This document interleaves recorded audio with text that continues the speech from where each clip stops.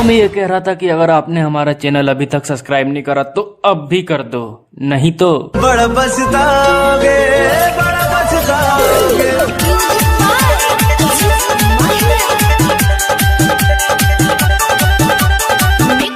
Mix by गुलशन सिंह प्रजापति। चुतुर बुतुर देखे छियो चलाकी, अरे बंसिया चुतुर बुतुर देखे छियो चलाकी, वीडियो बनाबै छी सैट के, अरे फोटो खिंचाबै छी सैट के। अरे बुझेबी तब न बुझबै।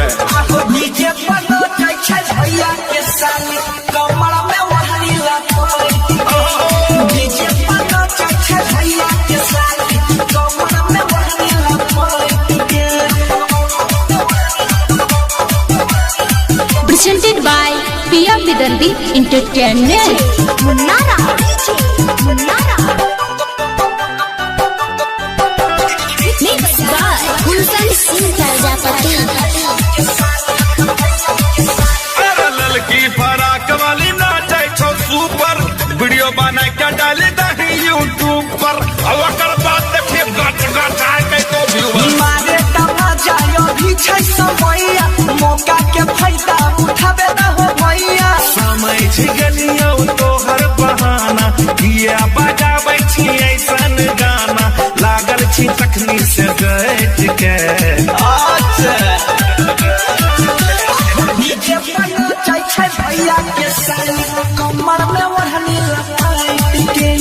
डीजे पर नाचै छै भैया के साली, कमर में ओढ़नी लपेट के। मार दो न तखनी, ओकर बाद लपैट लपैट के हमरा ने बोले लइगा। Munara, Munara. Mix by Gulshan Singh Prajapati.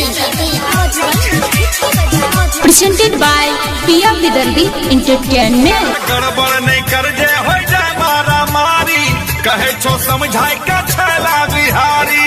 अरे गोली चल बही तेरे पूर्वक ऐसन बात नहीं छै कोनो भारी, छियै अपने घर के सब रिश्तेदारी। सुने रे बंसी राइटर सोनू, बोला सुने रे बंसी राइटर सोनू, ये सबसे रहे पहट के। आइ बेटा मना किए करे छै।